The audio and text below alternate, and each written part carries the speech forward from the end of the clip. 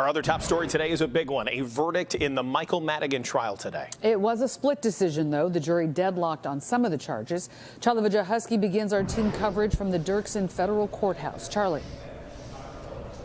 Marion, Alex, a real mixed bag. We did get convictions on some of the major counts, including bribery and conspiracy, and then no verdict on some of the other counts.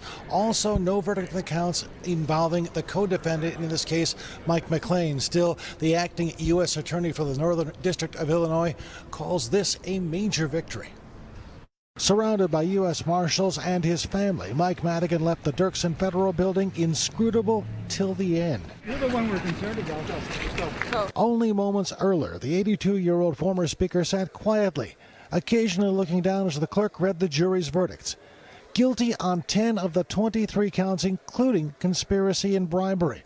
A major victory for prosecutors who have spent the last 4 months making their case. The jury has spoken in this case. Michael Madigan, who stood at the very top of Illinois state government, stands convicted of 10 counts of bribery and corruption. But the jury was unable to reach verdicts on the charges against Madigan's co-defendant, lobbyist Mike McLean. I can't really put anything into thoughts right now. We are very glad to be walking out of this building the way Mike walked into it. He was an innocent man when he walked in. He's walking out an innocent man. On those undecided counts, the government says they are still considering whether or not to retry them. But they say despite what's happening in Washington, prosecuting public corruption is still a high priority for the Chicago office. Today's verdict represents justice for the people of Illinois and reaffirms our commitment to holding public officials accountable when they engage in corruption. Now, Mike McLean has already convicted for his role in the the ComEd 4 case. Paul LaSchiazza, the chairman of AT&T, his trial will be retried according to the U.S. Attorney for the Northern District. As far as sentencing dates in this trial for Mike Madigan, they have yet to be determined. Reporting live from the Dirksen Federal Building, Charlie Wojciechowski, NBC 5 News. It was a significant victory for the government, but it was not a clean sweep all the way through. Yeah, Madigan's co-defendant, as Charlie mentioned, lobbyist Michael McLean, wasn't convicted of anything, and the jury couldn't decide on 6 counts against Michael Madigan. NBC 5 investigates Chuck Gowdy joins us now with more on what it all means. By the numbers, hard to keep it all straight, Mary and Alex. When you win the Super Bowl, you don't care about how many touchdowns the losing team scored. That's the situation here. The government got Mike Madigan, won't retry Madigan on the charges the jury couldn't decide, and prosecutors aren't crying in their drinks about those counts that got away.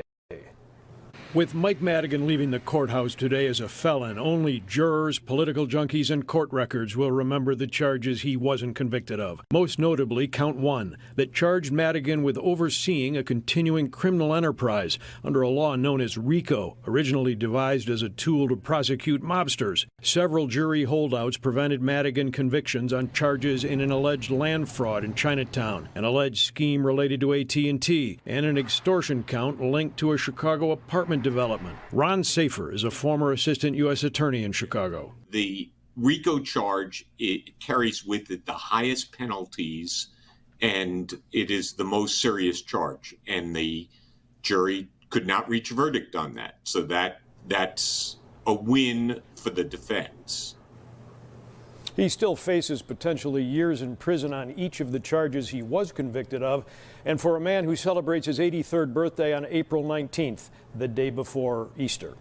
Now, Madigan joins a long list of disgraced Illinois politicians. Sure. Where do you rank this downfall for him? Well, you give it thought, it would have to be at the very top, number 1. And here's why. Madigan had 50 years to watch his cronies, his friends, sometimes his political enemies do the same thing and go to prison. And he thought he would get off the hook. Today that ended. Chuck, thank you. Thank you, Chuck. And we'll have more on the storm in just a bit. First, to our other big story today, a partial verdict in the Michael Madigan corruption trial. The long-serving Illinois politician is now a convicted criminal. After deliberating for more than 60 hours over several days, the jury found him guilty on 10 counts related to bribery and corruption. Our investigative reporter Bennett Haberly was inside the courtroom when that verdict was read and is joining us live from the Dirksen Federal Courthouse. Tell us what's going on there now. Yeah, Stefan, as that verdict came in, Michael Madigan was very still, looking down mostly, not showing a lot of emotion. And afterwards, he spent a few minutes in a small room on the other side of the hallway from the courtroom before being escorted out of that building by U.S. Marshals. This was the scene outside the Dirksen Federal Courthouse as Michael Madigan, once the hegemon of Illinois politics, is now convicted on 10 counts of bribery and conspiracy. When asked by a reporter how he was feeling, he said this. How are you? I'm doing very well. You're the one we're concerned about. Prosecutors allege that Madigan used his influence as Illinois House Speaker to enrich himself and others, arguing that he traded jobs and favors in exchange for favorable votes in the Illinois House. In making their case, prosecutors leaned on more than 150 tapes, wiretaps, and transcripts. Madigan took the stand in his own defense at one point during this trial, as his legal team argued he was a politician trying to help others. Michael Madigan breached and violated that trust over and over again.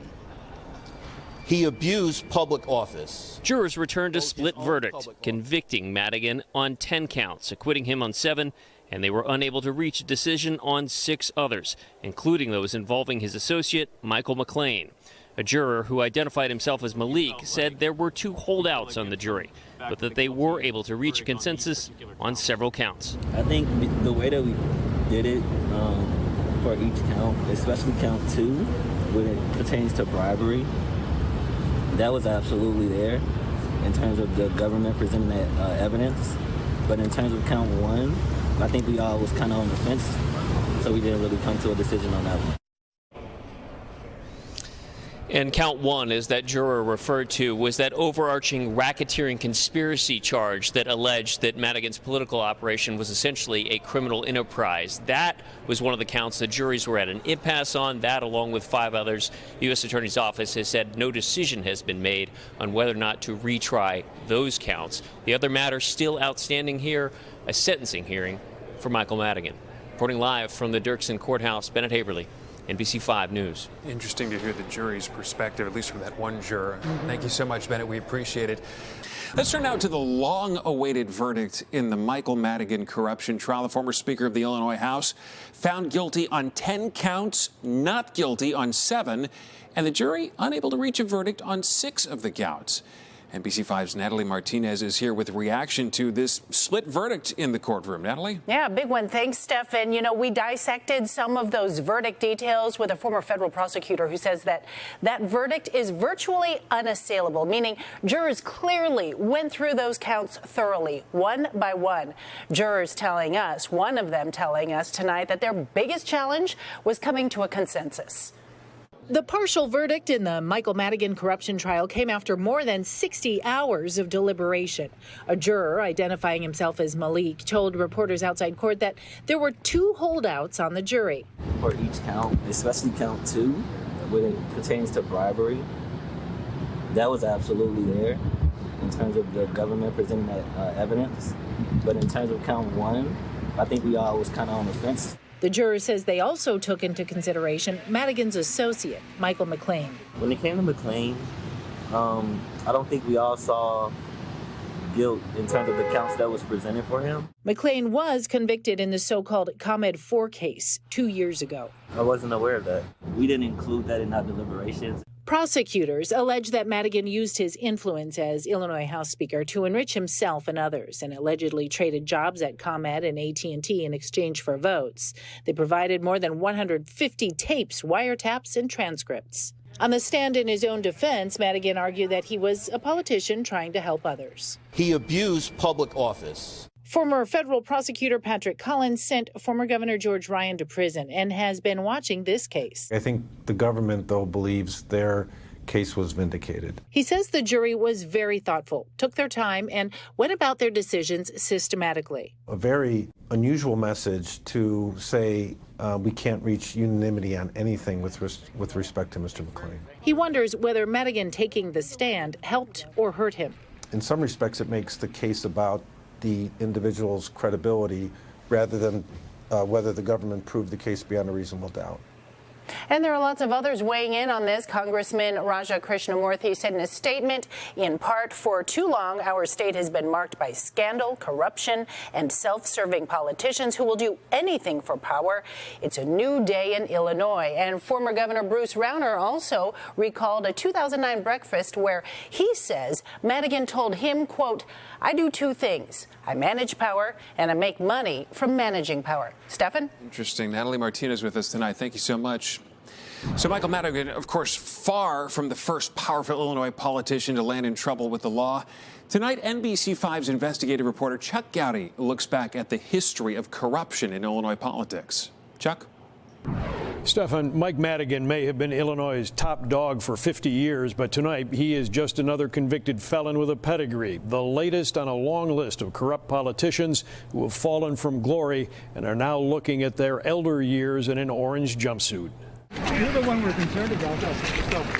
The exit from the Dirksen Federal Building has been a walk of shame for hundreds of Chicago and Illinois politicians. A recent UIC report listing more than 1,800 public corruption convictions here since 1976. Michael Madigan was most recently preceded by Alderman Ed Burke in December 2023. Burke guilty of 13 counts, now in prison. Chicago congressmen, including Jesse Jackson Jr., were convicted, and so was Dan Rostenkowski, the powerful House Ways and Means Committee chairman. There were governors, Rod Blagojevich, who did almost 8 years in prison and was pardoned this week by President Trump. George Ryan, convicted in 2006, and Otto Kerner back in 1974. Could Madigan finally be a deterrent? We've got to hope that people today are saying, look, if they can get Mike Madigan, then they can get anybody. Former Assistant U.S. Attorney in Chicago Ron Safer tonight tells NBC5 Investigates that what is really needed are new ethics laws in Illinois. Is it possible to get there